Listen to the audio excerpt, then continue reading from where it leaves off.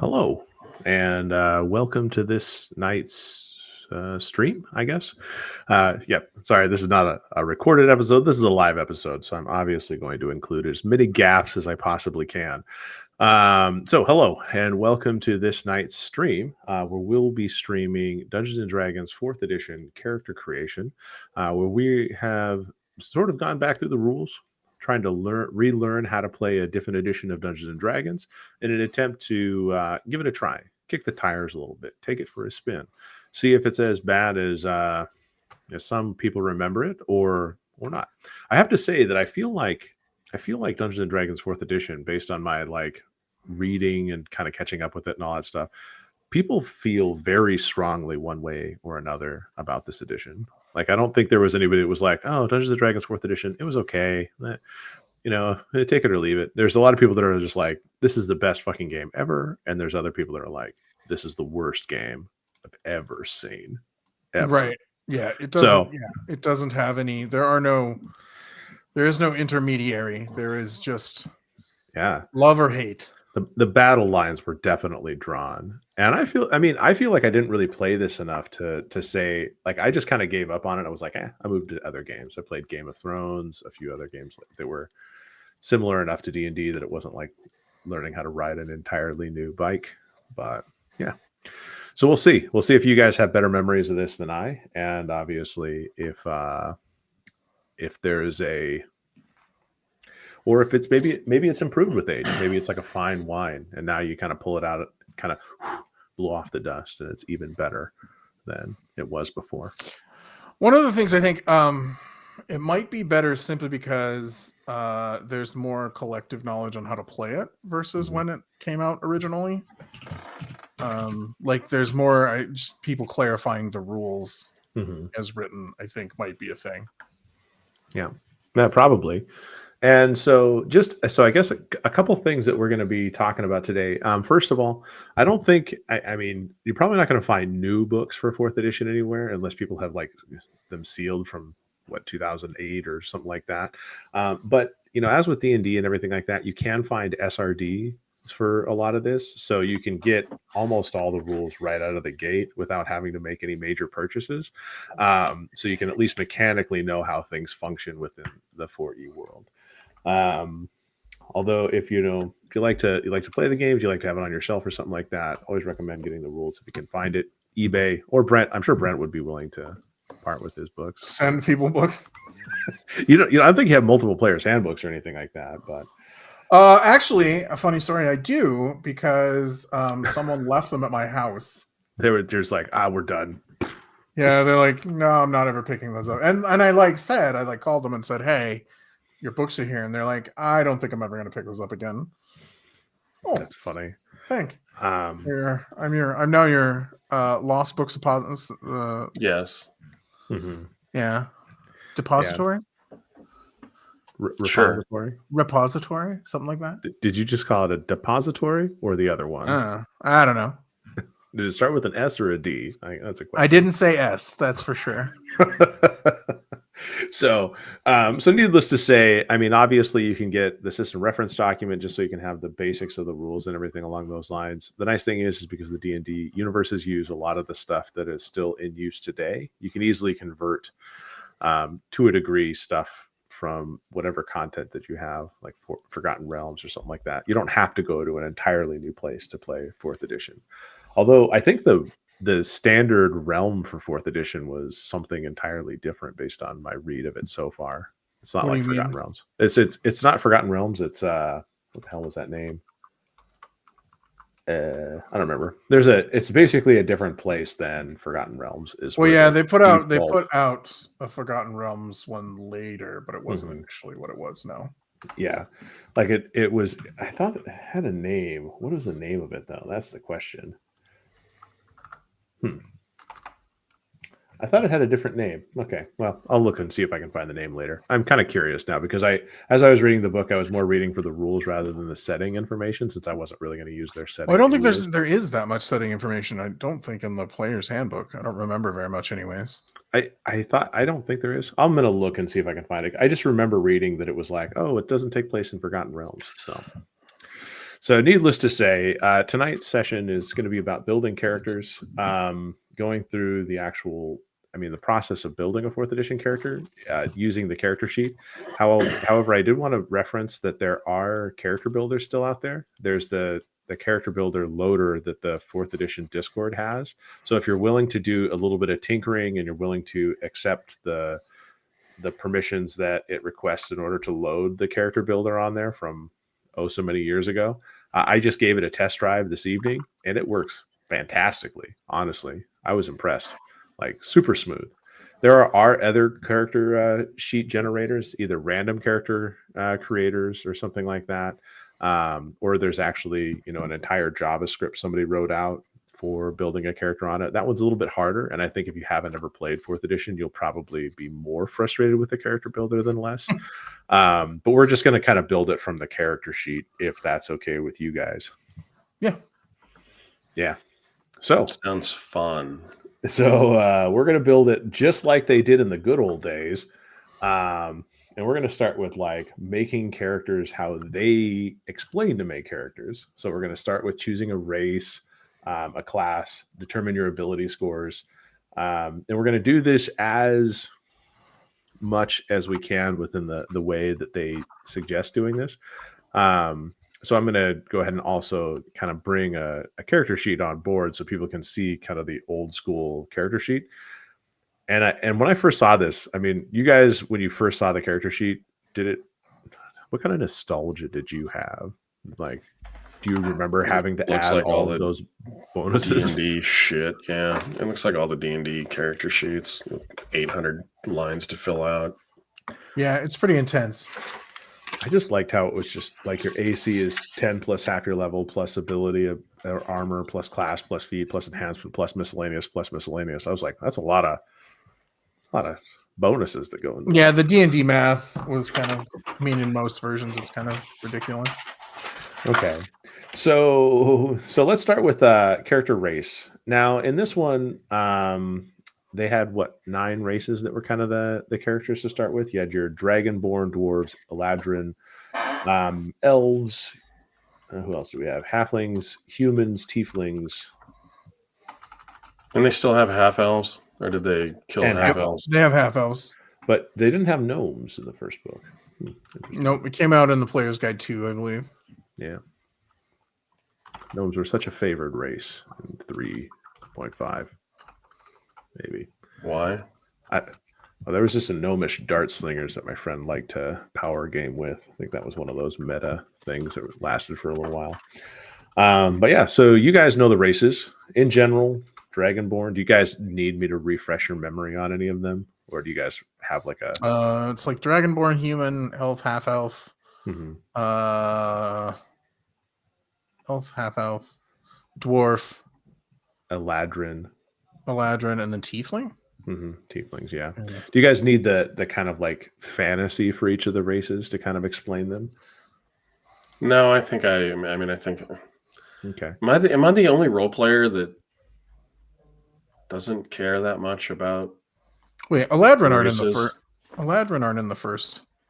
They're in this book. Are they? Mm-hmm. Yeah. Oh yeah, they are. They're a graceful and magical race born of the Feywild, the realm of the fairy. Yeah, I forget because they're dumb. Oh, because they're elves. First, well, it is distinct from the elves, like by the lightest of separation. And I believe actually going forward, they were going to take the Eladrin out of the base races, because I think that there was that problem that you're like, well, you're an elf or you're an Eladrin, and like an elf, I think is the one of the main differences is that you're born on the planet, or whatever it may be, whereas an Eladrin is that Feywild. Yeah, they're born in the Fey. Yeah, and so they're kind of weird. They're kind of an outsider going in, whereas the elves are more the not, but they are kin-like. So yeah. So what about you guys? Did you guys have your eyes on something? And I'll fill in one of your characters here. Well, you have decided that we don't need a balanced party for this, so nope. I decided to play a halfling ranger. Okay. So we'll go with halfling first. As is a suggested class in their player guide. Oh, is it? Yep. Okay. So halfling for you, and we'll talk about ranger in a moment. Jeff, what about you for race? And let's just start focus on the race before we get to class. I have no idea. Race means so little to me when I role play that You don't see race. I don't see it being anything other than window dressing and stat bumps in some games. If I'm being honest, This one to be exact. No, literally all of them ever. Mm-hmm. They are. Well, you said some games, and this one specifically. Yeah, this one it is. It's still you get this and for this and that for this, and so I don't know. You can always roll care. a die. No, because then I'm gonna wind up with a damn halfling, and we're gonna look like a band of children running around the dungeon. That's fine. You fit into smaller dungeons. It's all good. So while we wait for Jeff to lock in his race, so how they have it done in 4th edition is that and I'm just going to open this up so you guys can see this. Where did you see what they like to do? Because I think I know what class I want to play, so I'm going to play. Well, it's under the that supports the class. Yeah, it's under the races. They have play a halfling if you want to be a lucky hero, to be likable, warm, and friendly, to be a member of the race that favors rogue. Yeah, but that's okay. Ranger and warlock. Oh, okay. I only see the first 3 bullet points when I read that were fluff, and so I didn't read the 4th bullet point, which is the one that actually had information. If you want to be a proud heir of an ancient fallen empire, like I guess some people play that way. Not me. Okay. Maybe Dragonborn, although I don't love Dragonborn. That's funny. I could be super edgelordy and be a tiefling. Hey man, if you want to, like tiefling's super popular. Which warlock packs do they have? You know what? You know what? Just because they got hate, I'll be an Eladrin. Just because we had some hate going on. I'll be an Eladrin. And I'll be a tiefling. We'll switch. I'll be a tiefling. We'll be the hated and the most popular. Yeah, we'll be the hated race and the popular race. But are your tentacles going to be the right colors, unlike the D&D movie? I heard that was a huge complaint among tiefling fans with the D&D movie. Tentacles? You mean your tentacles? Or the horns? Sorry, I was about to say that's definitely a different D&D movie. No, it's the same. They really downplayed her horns in the movie, which I think was what people were really upset about. Yeah. No, I literally read stuff that I don't remember if the eyes are supposed to be the same color as the horns. There was something that wasn't right. Well, there's something that they broke in the movie in the effort of color palettes. So you're going to be a tiefling. I'll be an Eladrin. Yep, I'm going to be a tiefling warlock. Yeah, I guess I should say that, before we get too far into it, as people, if in case the other thing is if you want to actually get the player's handbook, you can get the player's handbook on ttrpg. It is only $10 for the thing, so it's still $10. It's still $10. They have to pay for storage space in order to keep the thing. No, I get that. If anybody's actually looking for it, they'll probably pay $10. Yeah, so I mean, it just is kind of like a side note, because you can get most of the stuff available in PDF and $10. And I would love to see it at $5 or less at this point because of how old it is. But Drive-Thru RPG's got to keep the lights on, let's say. Right. So I don't blame them one bit. But let's go back to this. So just so people can kind of see what it looks like when you get this in here, is that you do have your racial traits loaded out, and you can see the average height of a halfling, and Brent's case is going to be between 3'10" and 4'2". I'm a tiefling now. Oh, you're going to be a tiefling. My bad. You might want to. You could make the halfling ranger as an example. I could. So average height, average weight. In this game, I believe this was a pretty big deviation from how they had done things in the past. Is that there were no negatives among the base classes. Like everything was just a positive increase for ability scores. Is that how you guys remember it? Correct. Yeah. Okay. And every race except for human got 2 buffs, but the humans got to put 2. They got a +2 anywhere they wanted, and every other race got +2 in 2 specific things. Yes, and humans also had another thing that they gained as an ability. I think they get a second day, or do they get another daily? Mm-hmm. I think. Oh, is that what it is? Okay. Yeah. And so you see you have your ability scores +2 intelligence, +2 charisma. Your size is medium. Your speed is 6 squares. Now, in this game, I believe the common math is that everywhere, and I think that I read this, was that the square is a 5-foot distance. Like, Correct. and that's common with everything else. But because they're making this more of a tactical battle map game, they're just using the 6 squares as the shorthand for all those things. You do have low light vision, and I believe that this was the first edition that went to low light vision, isn't this? Because in 3.5, wasn't it still infravision, or was it still low light vision? I think they had both. They had dark vision or something like that. They had dark vision, which was different than I think either one. I can't remember. I have to go check that out. Because dark vision gave you a certain, like, they usually had like dark vision, like 30 feet or something like that is usually what they had. Sure. Okay. Then you get languages, common, and choice of one other. Then you have your skill bonuses, +2 buff, +2 stealth, and then you get blood hunt, which is these are your actual racial abilities. So you get +1 racial bonus to attack rolls against bloodied foes. Bloodied is a condition where you're at half hit points, and then you have fire resistance, +5 +1 half your level, and then of course you use Infernal Wrath as an encounter power, being that you can channel your fury to gain a +1 attack bonus on your next attack against an enemy that hits you since your last turn. So basically, you're just petty. That's really what it sounds like. Yep. And you decided to go with the Eladrin. Is that correct? Yeah, I'll be an Eladrin. Cool. All right. So you're one of these very, very fair, elfish-looking creatures. 5'5" to 6'1", +2 dex, +2 intelligent. Medium. Are we starting off at level 1, Mike? Yes, you are. Okay. You do get a lot of extra things. You get a training in 1 additional skill from the skill list, weapon proficiency in the longsword. Eladrin will gives you +1 will defense. A lot of stuff here. So this is a pretty and as you guys saw, this could be a pretty big important step because there's a lot of things that are tied to the race. And I think that's going to be interesting to see how they manage that in the newest edition of D&D, because they're decoupling a lot of this stuff from race, and they're putting it more in the background. Yeah, aren't they putting it in the background? They're putting more in the background. Which honestly, I think it makes better sense. I understand why it was all tied to race, at first, or originally, because it's not like D&D was the only game that did that. But yeah, I think decoupling is probably the way to go at this point. Sure. Okay. Yeah, I think that's probably a good idea too in the long run.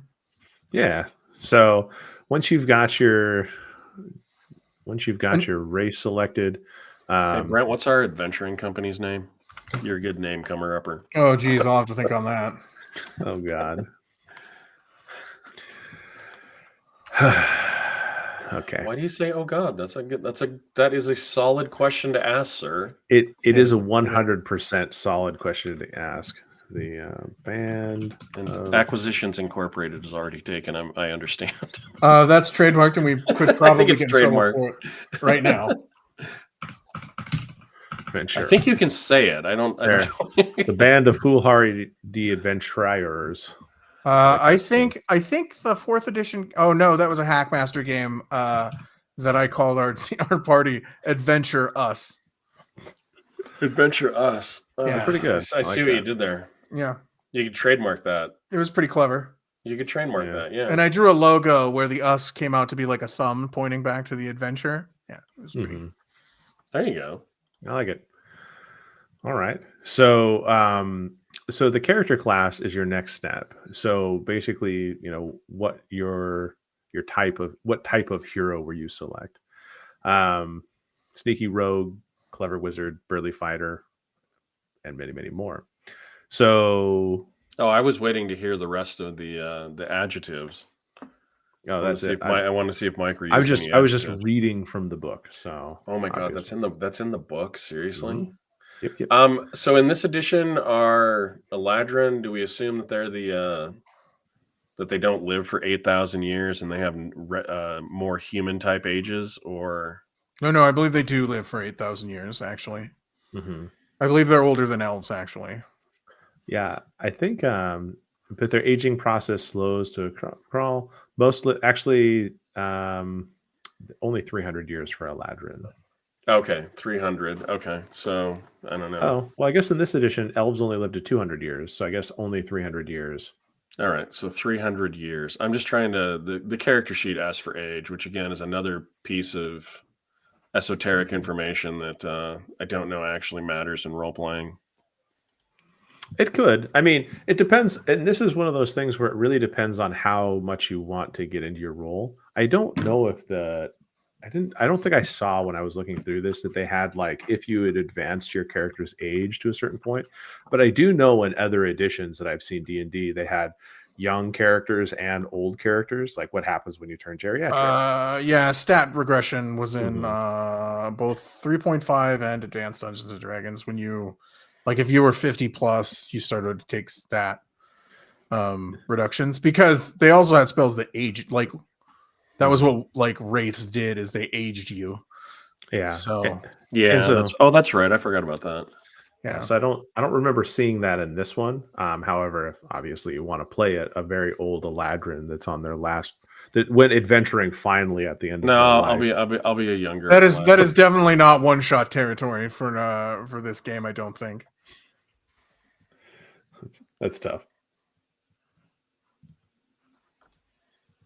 I will be not young, but not young, but not old. Fair enough. Alignment was still a thing. Ew. Yeah. So alignment, but I like how they did alignment in this one. And this is something I mentioned to Brent beforehand, because your alignment is less like lawful good and all that stuff, but it's lawful good, undecided, or unaffiliated, lawful evil, and evil.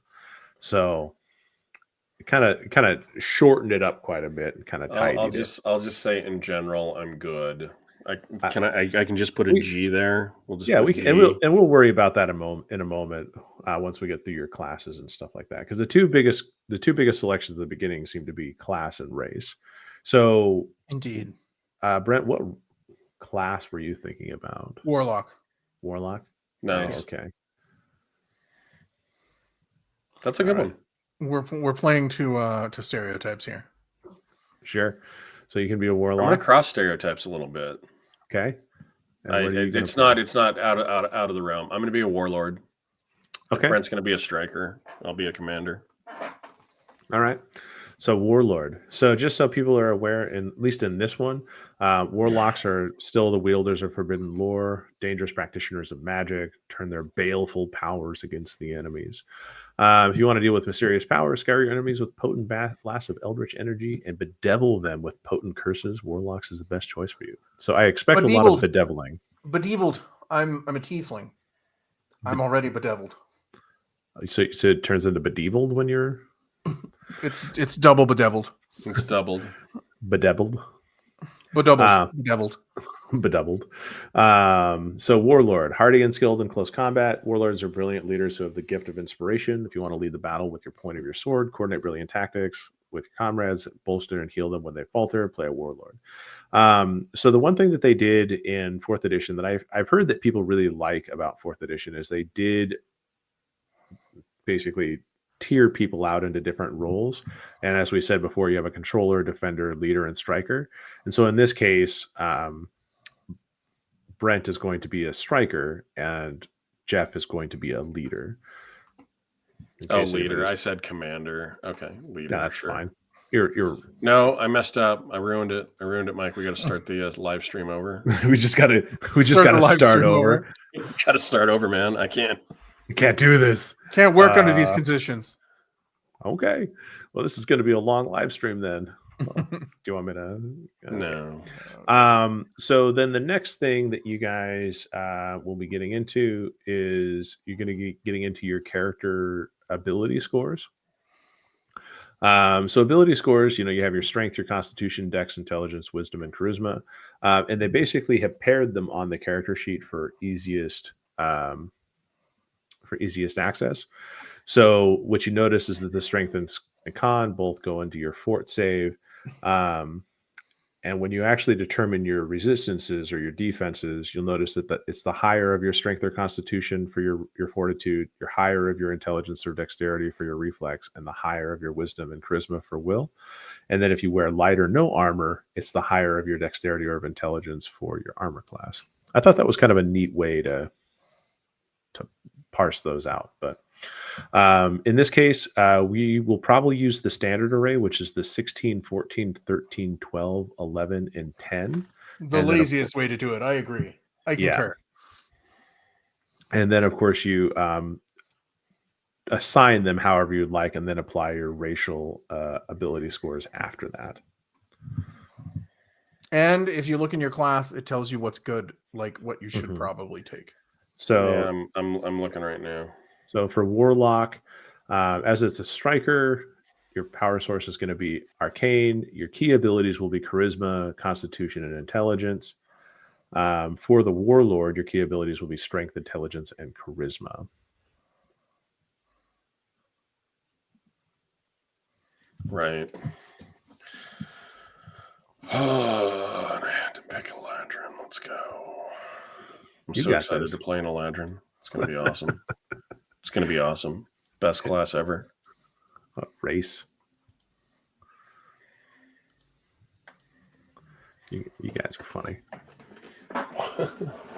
No, I don't know.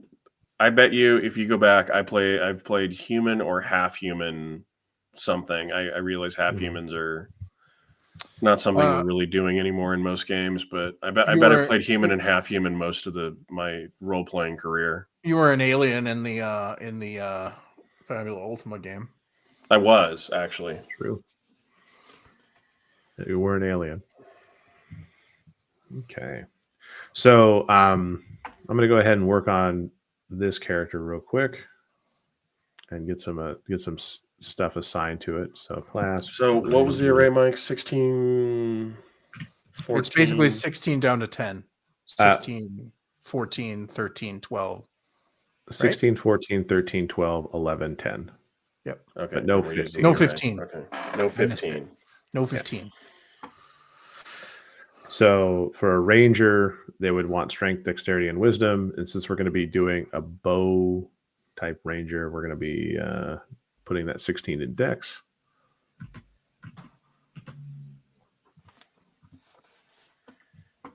I got to figure out how to click. What else did they say? It was wisdom. Let's put it in wisdom for that 14. Let's put 13, 12. 11. So we get racial modifiers, and then if we were higher than level 1, we'd also get a modifier. Every fourth it's modifier level. plus half level. No, every 2 levels. Well, so don't worry about that modifier plus half level. That's something else. Yeah, don't worry about that yet. Okay.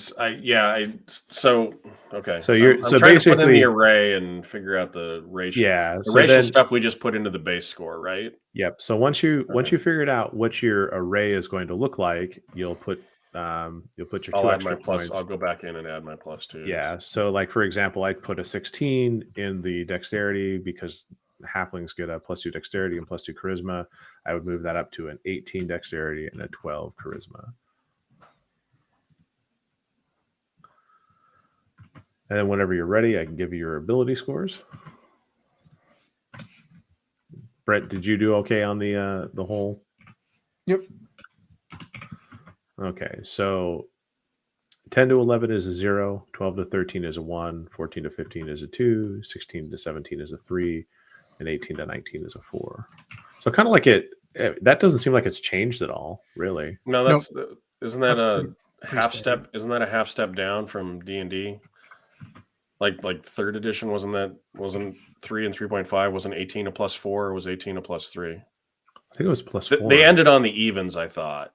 They do, yeah. 18 is a +4, isn't it? Yeah. 18 and 19 or 17 and 18? 18 and 19 is a +4. Oh yeah, that is different. It is a step down. Because 17 and 18 are usually the +2. They end on the odds. Just right. Oh well, I don't suppose it matters. That's kind of interesting. Just trying to work this array in. Mm-hmm.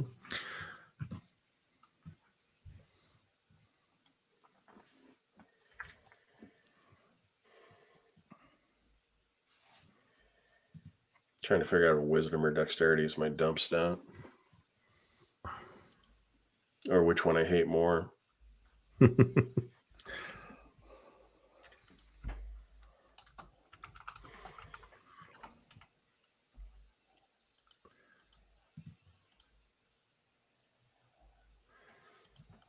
Okay.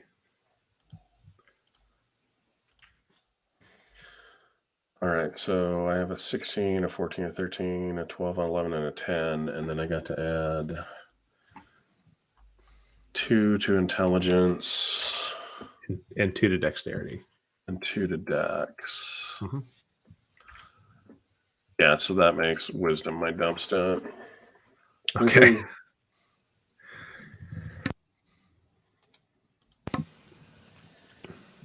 And for anybody still paying attention at home, wisdom measures your common sense. So it makes sense that a fey creature from another world would have 0 common sense. Yeah, I'm at 11, right? What were the ranges again? 10 to 11 is a +0. 12 to 13 is a +1. 14 to 15 is a +2. 16 to 17 is a +3. And 18 to 19 is a +4. All right.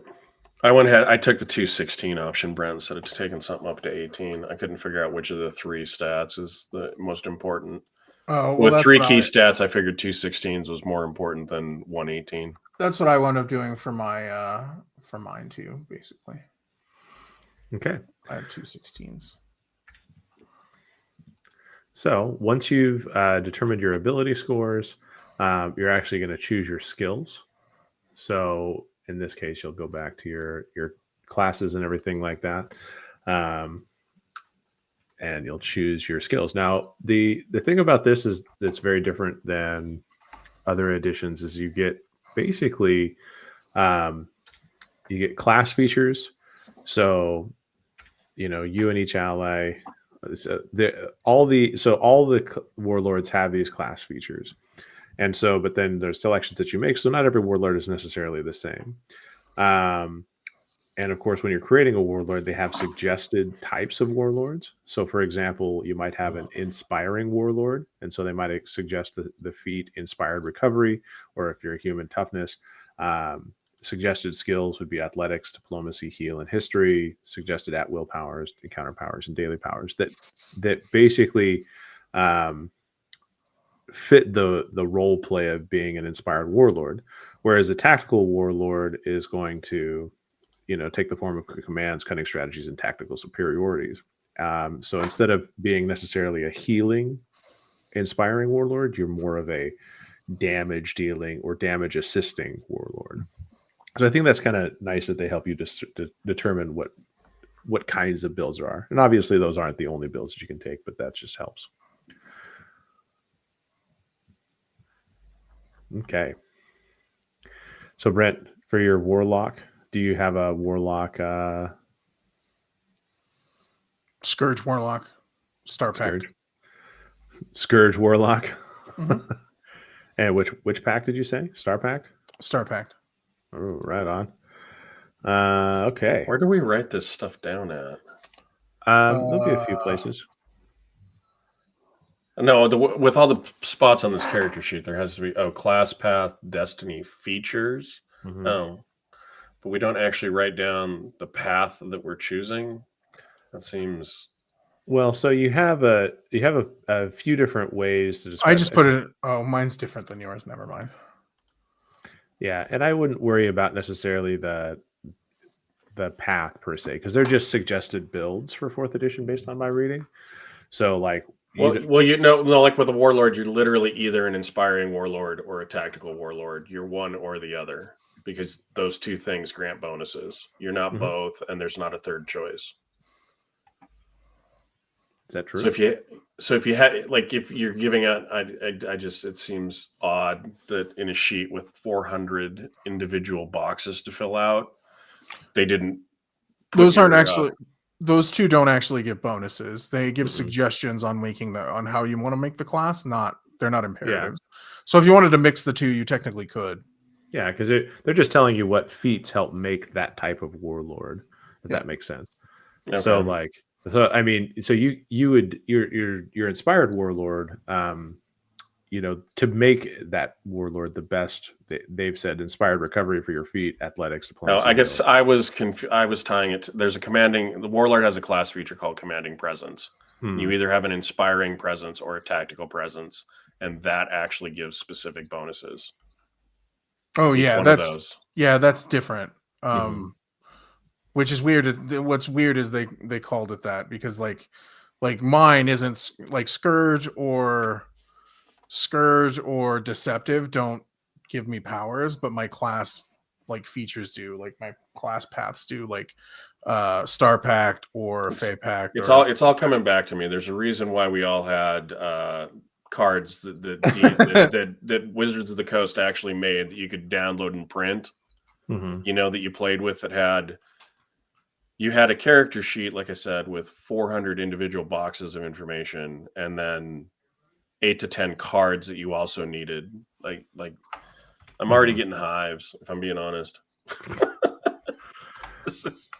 That's fair. This is super friendly and intuitive. This is a great beginner's game. I think that all of your friends that are interested in D&D, you should have them just pick up the 4th edition books. They're cheap, and this process will totally not turn them off from role playing forever. Jeff is apparently what we've done is we've unlocked some key memories for Jeff, and I believe there's a little angry guy that's like trauma. There's some trauma there, maybe. So no, I think it's just that in the time between this came out and now, I played a lot more games where it felt like it didn't take 6 hours. I know we're 40 minutes into this, but where it didn't take 6 hours to create a first level character. Well, I think in this one, because there's so many different things that you have to read, there's a lot of crunch to like understand. There is. No, it's super crunchy, and I think that's what I'm reacting to. Yeah. So in terms of like what you're getting out of it though, is so for your character class, you would put your standard class features, you put your combat leader, and that each ally within 10 squares gets to see, who can see and hear you gets a +2 bonus to initiative, and then commanding presence, you get to choose either inspiring or tactical. Did you have a choice as to which one you were thinking? Because when an ally you can see spends I'm gonna have to be tactical, because if it's based off my charisma modifier, I just don't.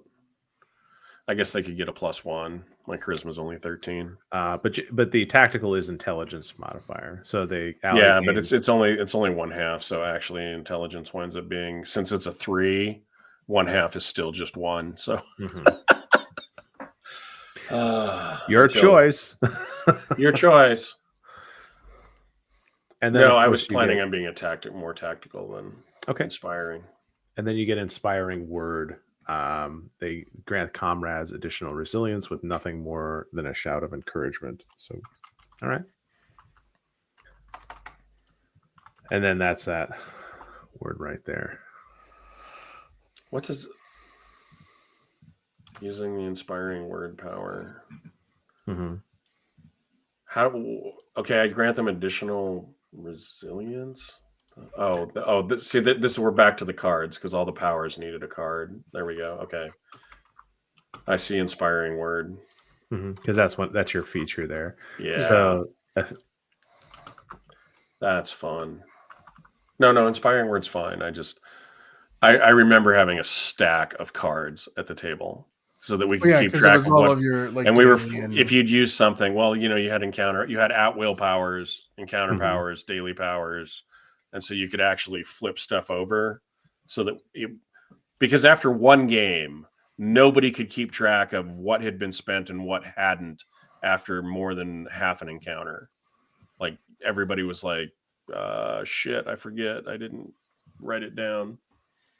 So yeah, we literally printed all these out and put them in card sleeves. Well, I think that's fine. I think that's what well, okay.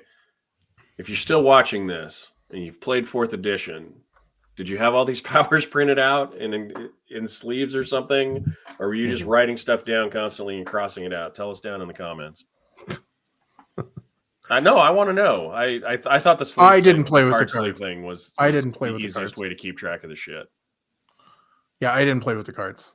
I didn't checking and erasing stuff all the time. I didn't buy the cards. No. Oh, I played Magic. Well, I didn't buy the cards either. We just printed them out. You could download the sheet and print it out. Yeah, we didn't. And cut them up. I played Magic, so I had shitloads of card sleeves that I couldn't use in tournaments because you had to have new card sleeves essentially every tournament. So I had a ton of card sleeves that were still 100% functional. You know what I mean? But I couldn't use to play. Okay. Yeah. No, I actually thought it worked out well, and we started, having fewer fuck ups about who had used what. Unless you have the world's most anal retentive DM, I think it's an issue in this version of the game. Sorry, that's an aside. Yeah, it's okay though. So, since we got your warlord, I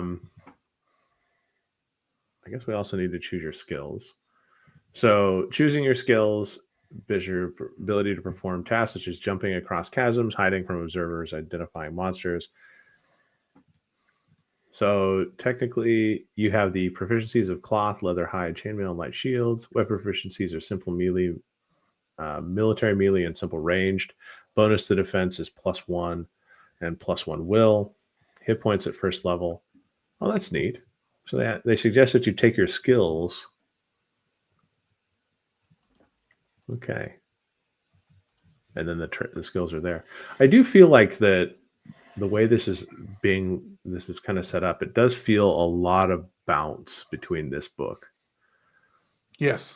Like a lot more bounce than I would have probably expected, because now, so I'm at character creation. I say, okay, choose skills. Skills measure ability to perform tasks. And then you go down to warlord and it says I get to choose these skills. So I can, come back here and whatever, and choose the skills that I have here, which is not a very long list of skills, which is nice that you don't have a huge number of things. But I was pretty impressed with the depth at which each skill could be applied. I did like how they gave a lot of examples as to how different skills and everything like that were utilized. They did try to illustrate stuff. Yeah. So did you already have your skills selected? Oh, Brent? God, no. I did, yeah. Okay, so Jeff, you'll have to choose 4 trained skills at first level, and in this case, trained is just marking off the box that's next to it. So you would just put next to acrobatics. In this case, I believe looks like we'd have to just put an X because they're not. An X is fine. That's yeah.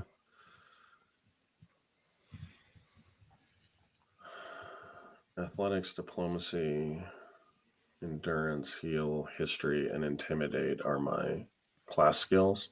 Mm-hmm. What's the difference between a trained skill and well, because you're training 4 of my class skills. Yeah.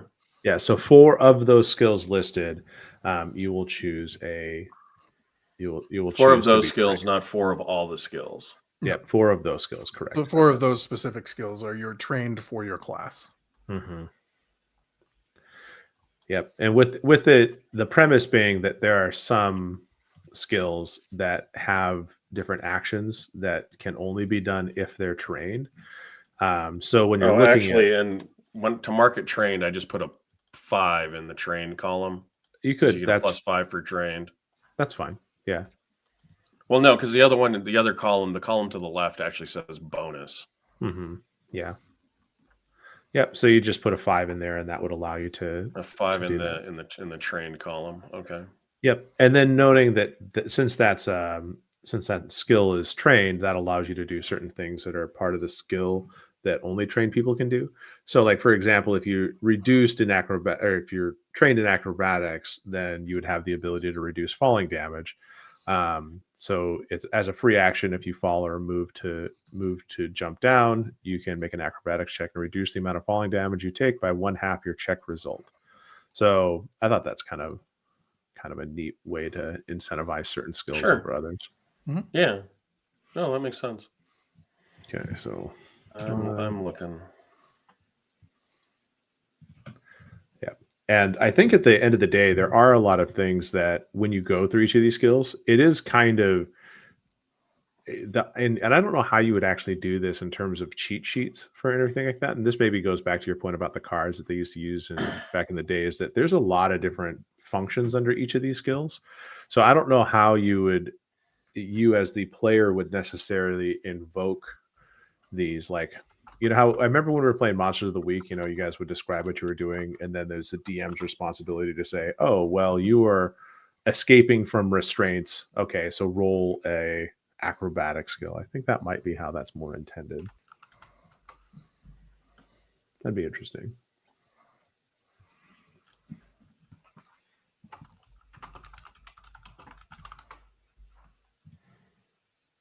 And the funny thing is if you use one of their character builders, this is like super fast by comparison. No, this game. Oh no, honestly, this game screams for character builder and something to fill in all of the miscellaneous. Well, yeah, and you paid for their character builder. That was the plan. Do you remember how much that cost back in the day? It was like $6.99, I think, something like that. Wasn't it free? Wasn't there a free level? There might have been, but it excluded quite a bit of stuff, if I remember right. Yeah, I honestly I don't remember. I thought we used something though, but maybe we didn't. Maybe we just hand powered them all out. Okay, so once you have your skills done, Jeff, Brent, you said you were done with your skills? Mm-hmm. Okay, so then you would choose feats. I think for our purposes, I might just skip the feats because there's a significant number of feats to go through, and I don't really feel like I'd want you guys to have to read through all of those. I mean, we could just take the feats that they suggest. That's true. Do they have a feat? Yeah, for mine, it's improved Dark One's Blessing. Yeah, I'll take the suggested feat, tactical assault. Then we don't have to read through all of them. Okay. Yep, that makes sense. I'll never know what tactical assault is, but that's fine. Well, because you asked so nicely.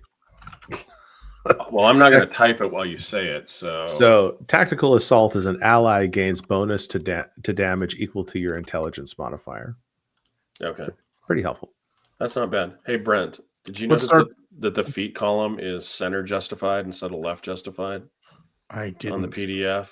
Yeah, type something in feats. That's great. I'm using a different character sheet because mine didn't work. Oh. So that's why I don't know. Found a different one. Okay. Where are the what does Dark One's Blessing do? Dark One's Blessing. Or what page is it on? So the basic of Dark One's Blessing is, let's see. Oh, I don't know.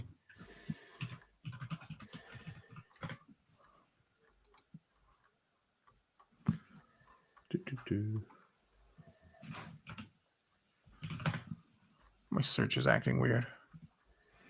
Your search is acting weird. What about my search? Well, did you find Dark One's Blessing? I have improved Dark One's Blessing, so it must be I'm close. Oh, that must be it. That's probably it. Yeah, definitely give him the improved version. Yeah, because I don't see a Dark One's Blessing. I think that's what you get initially. Yeah, because improved Dark One's Blessing is you have a con 15 warlock and you have an infernal pact. Why does it suggest that then? That's a good question. Wait a minute, I might have read it wrong. I want to take improved Fate of the Void because that's the Star Pact one.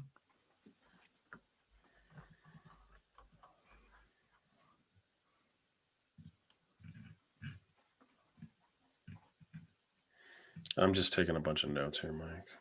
Okay. I want to see what they're suggesting for my power since they're on different pages. Sure. And then decide if I actually like those. Yeah, because Fate of the Void is, I think, the pact, the Warlock pact. Or Star Pact, but Fate of the Void is that's Warlock correct. ability. Yep. Yeah, because it says you have to have a Con or 13 or Charisma 13, a Warlock, and a Star Pact already. Yeah, and yep. So that's what I took. Improved Fate of the Void. Okay, perfect.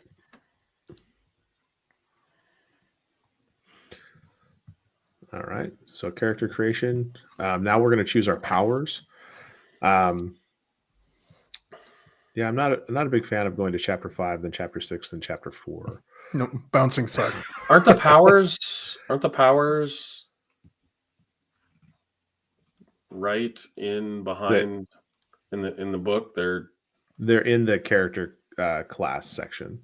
Yeah. So like you would basically after you chose inspiring word, you're at will. Yeah, no, I see them. I didn't get what you were talking about with chapter 5 and chapter 6. Well, I'm just following the character creation. It's like step by step. And so it says determine your ability scores. So it's like you choose your class at step 2, go to chapter 4, determine ability scores, go to chapter 2, choose skills, go to chapter 5, choose feats, go to chapter 6, choose powers, go to chapter 4. Is it is it one daily, one encounter, or one? I get 2 at will. You get 2 at will? I do. I think everybody does. I think that's standard. Yeah. So at first level you choose 2 at will powers from the list, and you don't necessarily automatically learn new at will powers when you advance. If that was the thing we'd have to worry about, but you do gain. You can choose to retrain them. At first level, you select 1 encounter power and 1 daily attack power. You don't have any utility powers because the first time you get utility powers is 2nd level. Interesting.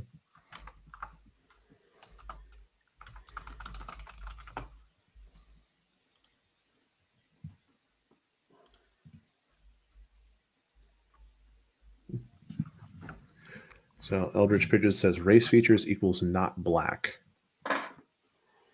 What? That's one of our chats.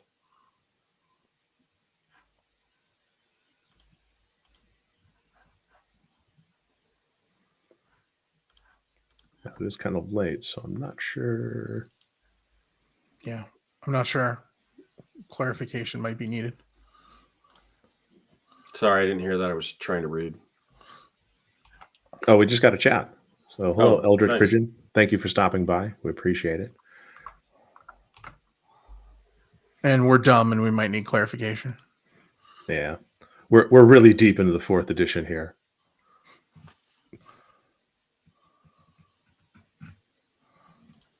And bouncing around. A lot of bouncing in this session.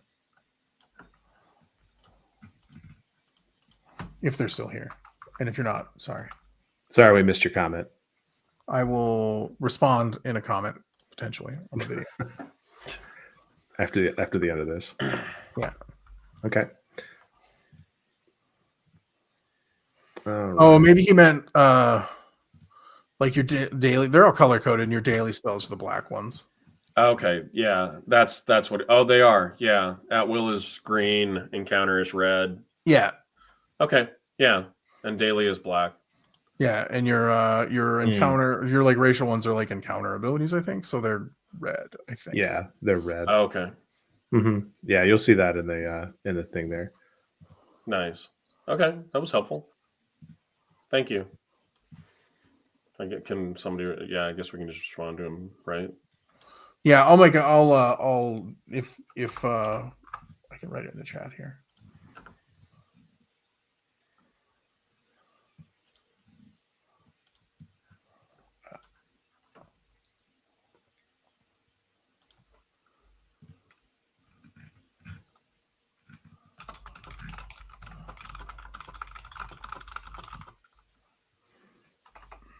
Yeah, so these are the ones, the daily exploits that you'd be talking about. Yeah, encounters are red, right?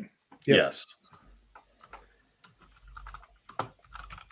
And my warlord feature is red too. Yeah, because that's an encounter power. It's weird because your feature actually I can use twice per encounter. It's a twice per encounter, just to really throw you out of the loop right out of the gate. And there's probably spelling mistakes in that, but sorry. Okay.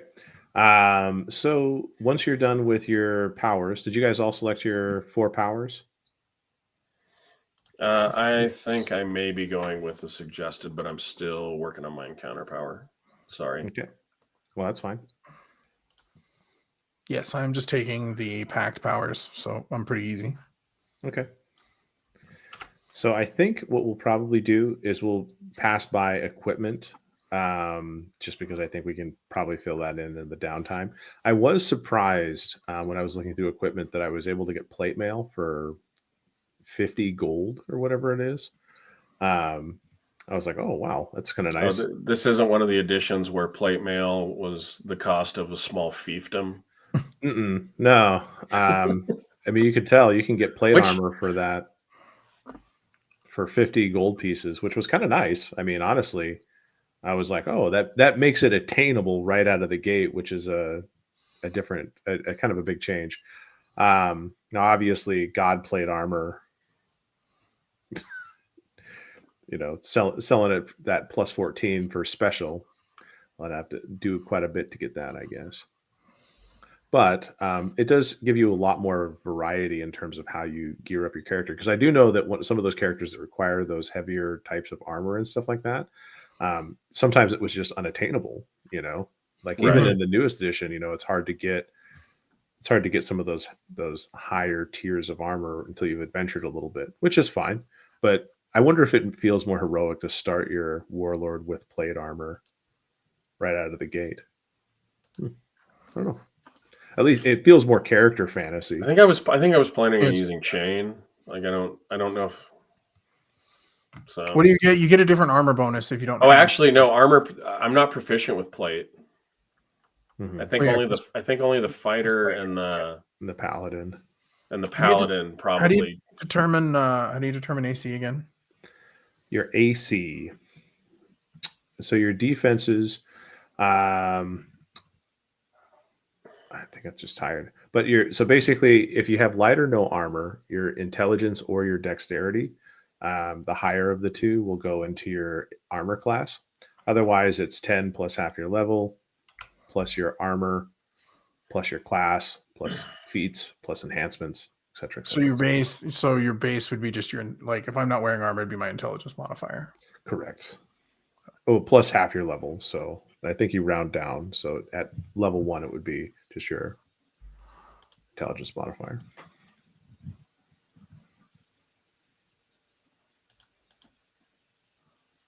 Yeah, level 1. Yeah. Mm-hmm. Yep. So then, yeah, I'm just going to go with the suggested powers, Mike. Sorry, that took a little bit. There's a lot to read. No, that's fine. I am remembering some of the things that I liked. I know I'm got a little salty earlier, but no, dude, honestly, it is a lot to read, and as you go through this, like, I don't, in terms of like having to teach your players like this on the fly, this would be pretty hard, like to have them teach each of the different encounter powers. Cause I would feel pretty rushed if somebody were to be like, you have to choose this power. I mean, I might suggest if it was your first time ever playing, following the suggestions and just saying, go with it and learn as you go. Yeah, I think honestly, if I was DMing it with a bunch of new people, I think I would recommend. I wouldn't tell them they couldn't pick whatever they wanted, but I would recommend using the recommended ones. And if after a couple of sessions they had a legitimate reason why they wanted another power, let's just change it. Not let them do that. Well, and you perpetuity, can retrain but it. Yeah. Well, and you could use the retrain mechanic that they offer to say, okay, well, you got to level 2. You've realized that the character isn't aligning with your class fantasy because you're not. This other power seems like it would fit better. Go for it. That seems like the way it would go. I do like how the powers are laid out, though. Like they have everything you can get at level 1, and then at level 2 they have your choices, and level 3 and level 5 and 6 they have the choices that you can like. They're all. You can nitpick about the organization and the jumping back and forth in the book. Like, go to this chapter, come back, because we all know that nobody ever goes back. But also, don't forget you might have some skill bonuses under your race as well for your skills. Oh, I forgot about my race. Yeah. And so you'll have some of those as well. I always wanted to play an Eladrin. Thank you guys for giving me the opportunity to. You're welcome. Give you the opportunity to do your best. So I love how my languages are common and Elven, even though Eladrin are definitely not elves. Oh, they definitely are elves. So I'm going to load up just the character builder. If you guys want to go on the stream, just so you can see it really quick, and if this maybe reminds you of, what I'll do is I'll just share my screen. Probably share a window, just so you guys can see it a little easier. But this is the old character builder that I was able to get from the 4th edition. Nice.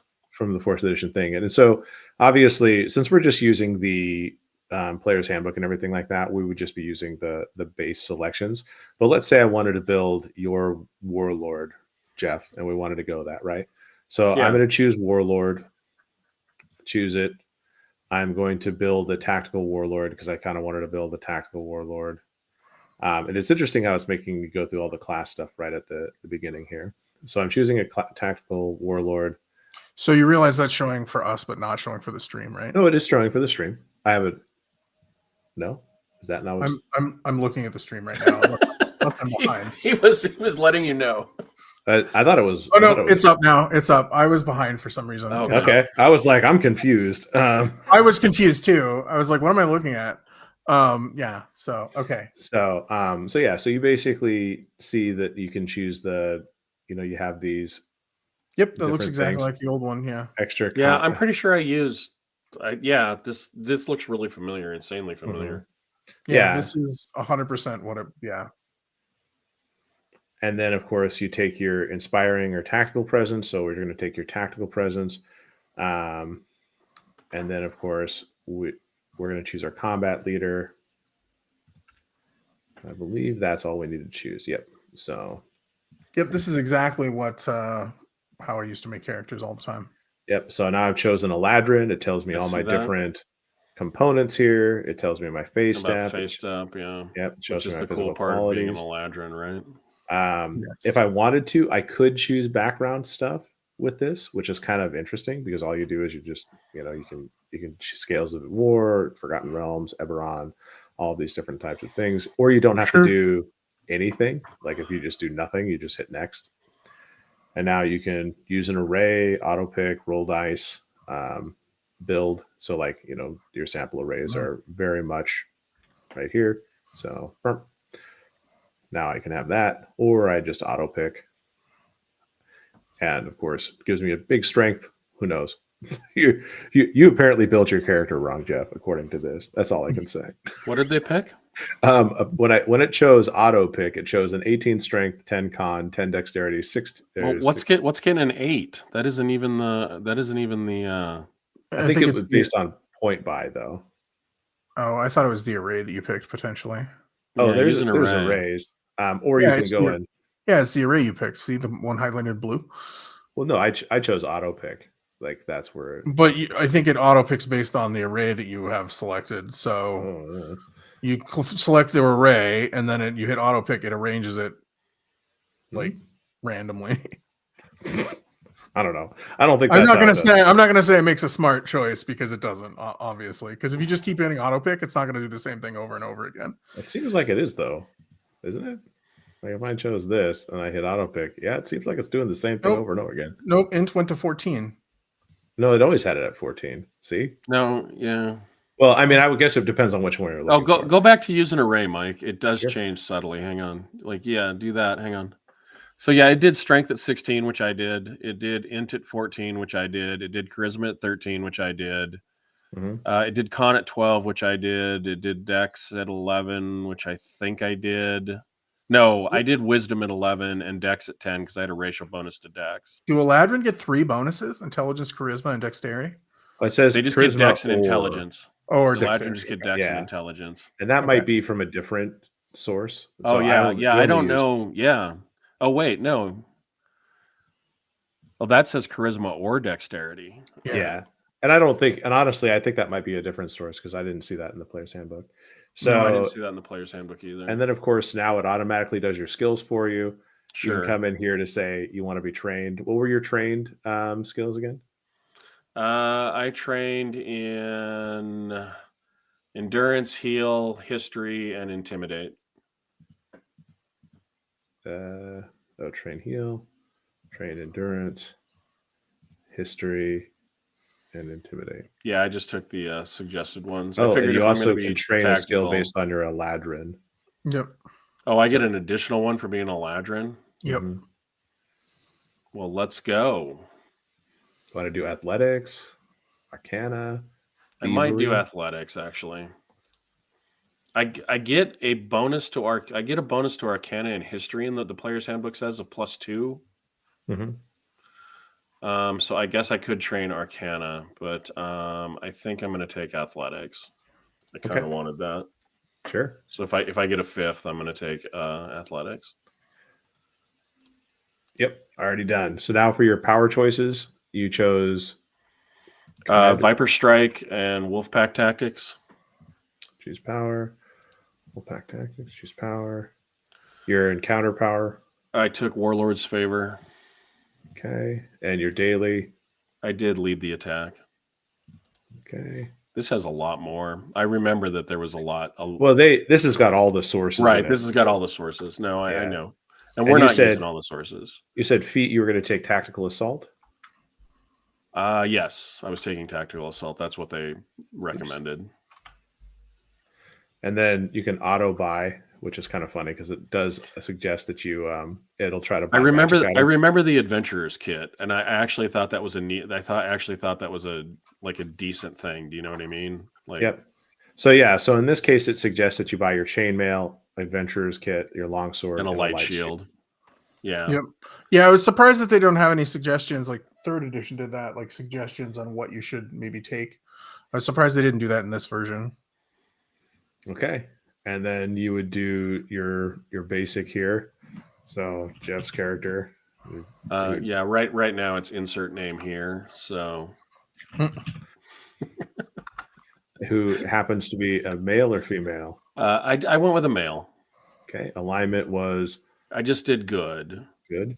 Deity was I did not pick a deity. I remember there was a lot of deities to pick. And your age was 299, if I remember. I did 100. Okay. Just for nice round numbers. I probably should have picked something like 94 instead of, But yeah, like a third of my life is over. Okay. So now you have a Eladrin Warlord, which is kind of interesting because you can just come over here and you can go, okay.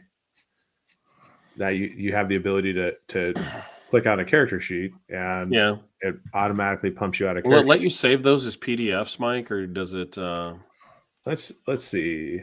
File, save as. I'm just wondering. I don't know. It doesn't look as though it allows you to save as a PDF. But what you probably would do is you would print it as a PDF and then you could just have it.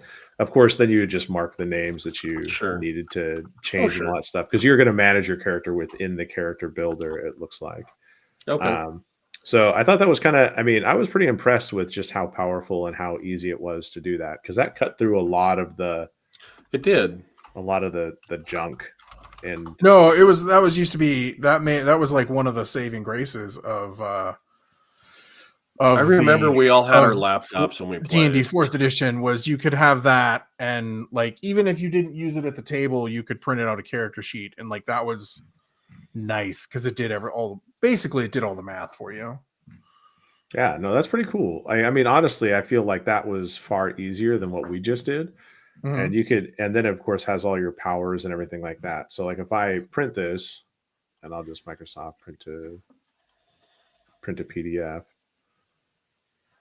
and I'll just say, Jeff, I'll send this to you, Jeff, just so you have a copy of it. But honestly, like I was impressed at how powerful that was because I guess I never really associated technology with D&D 4th edition. So that was just what I missed out on when I was. Well, yeah. Well, back then, like I said, it was a little bit different because that was fairly new.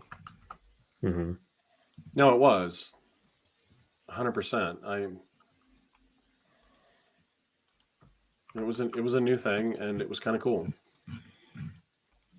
Because like I said, this character sheet, honestly, compared to a lot of the ones we've been using, and we've been playing a lot of games, is daunting. And I've filled out character sheets like this. It's just like right at first, it's like, oh my God, I have to have all of this.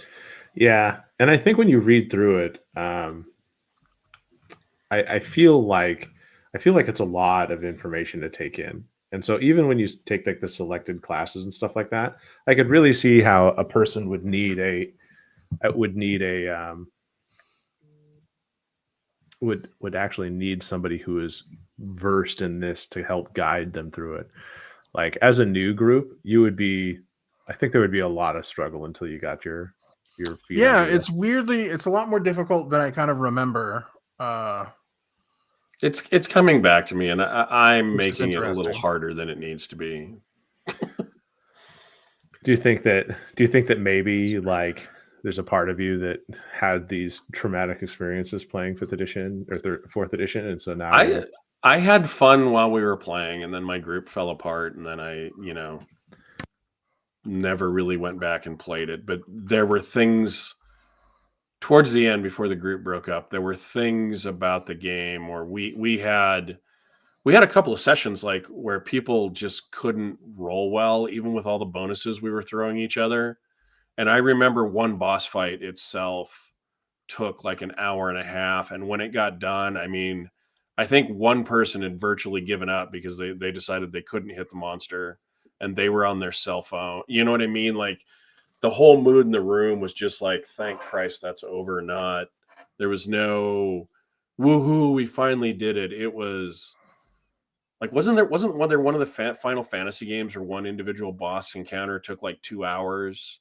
Like one of the mega super bosses, you just had to sit down and fight it for. There were things that left a bad taste in my mouth about 4th edition, and maybe by the time Player's Handbook 3 came out, because I never played that, with some of the newer, more complex characters, it got a little better. No, it was pretty much the same. Like I said, except you had some wacky, like imbalanced stuff where, like I said, the Avenger was a character that basically was designed to fight people alone. Which kind of throws off the whole balance of the game. Yeah, so I don't know. I had a lot of fun playing D&D 4th edition, but I think it was more the group than the game. That's kind of how I'm feeling. Yeah, I think that was pretty much the same for me. But we'll see how it goes when we actually play. Yeah. And first level of any game is one thing that I do think, well, and I think one of the things I will say that I am remembering now is the game was a little bit more like, because you could, like, if you had the character fantasy of the paladin and plate mail, like you could play that character right away, right, instead of, oh, I'm gonna have 10 levels of chain mail because I can't afford to buy plate mail. Like, I do remember that. No, that I can see what they were trying to do, and I don't remember if I said this off camera, so tell me if I'm just repeating myself. There are things from this edition that a lot of modern games, little tiny things that they've borrowed or leaned on, so there were things that were done successfully in this. I think the thing as a whole, the dish as a whole didn't work out, right? But some of the individual components were palatable enough to steal for other things. Well, yeah, they aren't bad, but yeah, but there's some rough spots. Yeah. Well, and honestly, it just might be that, like I said, now that we play it, we'll find it might find that the game actually at the very beginning is actually pretty fun because your powers are still new to you and everything like that, and you haven't really fallen into that rut of use your encounter power, use your daily encounter, and then at will powers, per encounter kind of thing, because you have it spread it out. So I think I am curious to see, and I'll probably do some research to see what kind of strategies people used and how they. I feel like they do this with every edition of D&D. They're just like, oh well, D&D 5th edition. Just as you get into higher levels, it turns into, I think the term I heard was like rocket tag, right? Where it's just like whoever can touch the other person first wins, kind of thing. So, and I think at higher, and so the higher levels become like a saving throw problem, because saving throws really don't get too much better as you gain levels, at least not to the extent that like, oh, well, you just make a save or you die. And that doesn't seem very fun. But in this first level, I think you're going to have some new powers. You have a lot of stuff right out of the gate. You get to swing your sword a lot more, but then you don't really get a lot of new powers as you go. So it seems like your character has 30 levels of gaining a slight amount of power based on what I read for the progression. You wind up using that daily or that at will power. Like that's what you do. Like that's what you do. Like every time. So I don't know. Like I think 30 levels of using your at will power that you got at first level would be interesting. Well, I mean, in game time terms, doing it for 100 hours is a lot. Like you get tired of being like, I hit him with my at will ability, like, and that's kind of how you start delivering it after a while.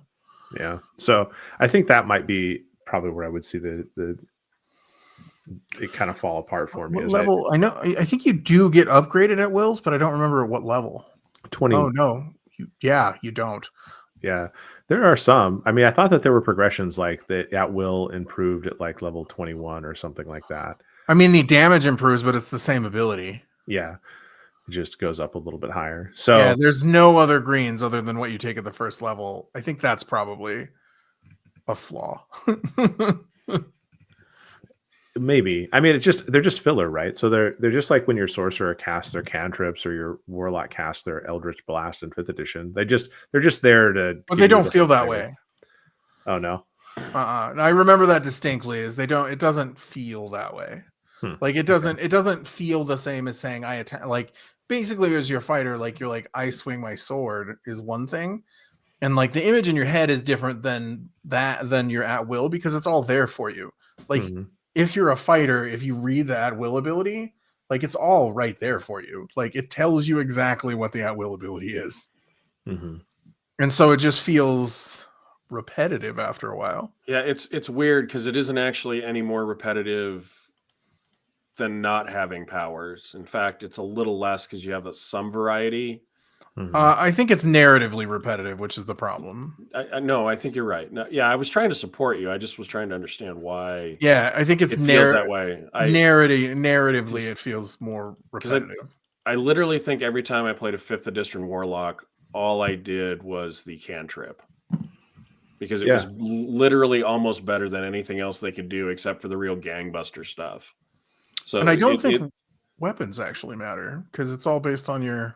Well, they do. The damage of the weapon matters. So, like, choosing a weapon with higher damage will give you 1 weapon damage versus 2 weapon damage or whatever it is. Like, cleave is 1 weapon plus strength modifier. And for example, reaping strike, it matters if you're using a two-handed weapon over a single-handed weapon because it will use half your strength damage or strength modifier and damage if you miss, which seems really wicked, honestly. I think hit points are a bigger problem than you remember. I think we're gonna die right away. Is my current. Who GM'd you when you played 4th, Brent? Tell me off camera. Jason. Somebody. Was Jason trying to execute you guys? Jason and then another. He was one, and then there was another guy. Jason is a friend of mine offline. For anybody who watches this later, who I play a lot of games with. But he was him, and then it was another guy took the reins and played for a little while. Which the experience with the other guy was one of the worst experiences I have ever had. Well, that's awful. But that wasn't due to 4th edition. That was due to his GMing. That's the story. That's the game that I told you where my character got kidnapped and I played for 8 hours and I just sat there. You just sat there. Yeah, that's not fun. Because They shopped and did other things when my character was held hostage. I was going to say, I could see Jason going, well, this encounter doesn't seem very difficult. And then playing it, and he's like, this encounter isn't very difficult. I think I'm just going to ramp it up. No, he played it by the book. The adventures that he played by the book. I remember that.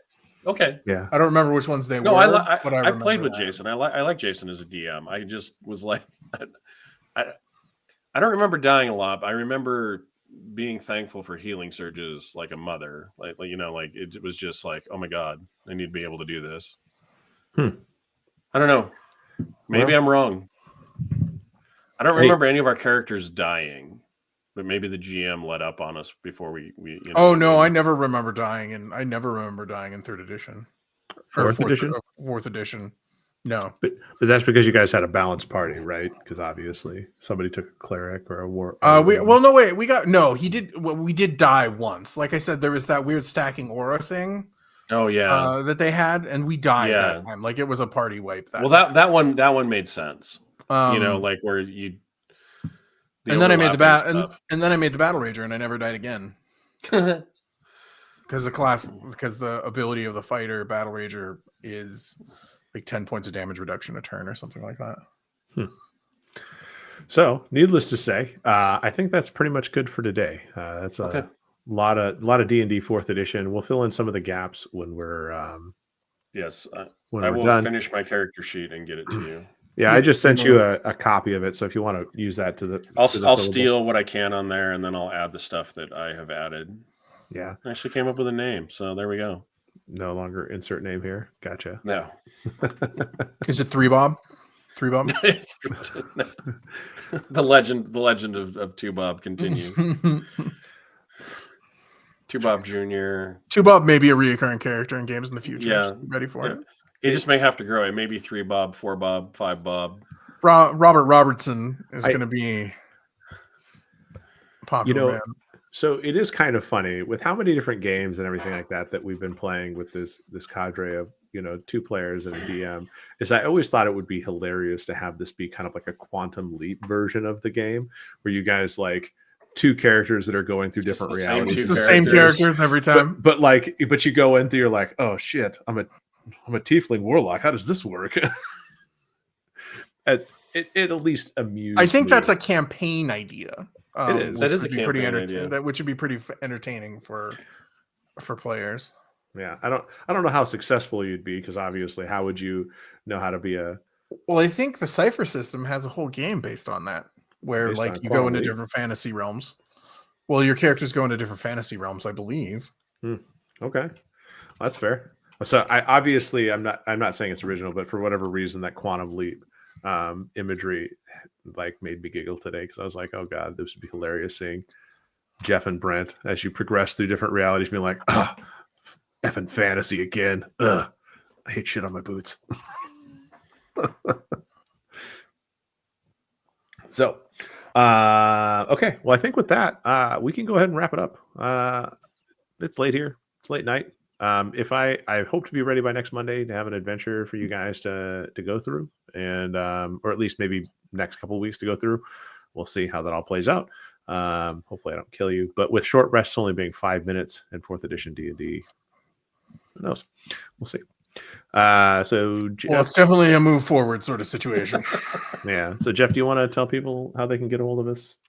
Yeah. Outside of this, you can find us on social media. It's at Rollwise. We are on Facebook, Threads, Twitter, and YouTube.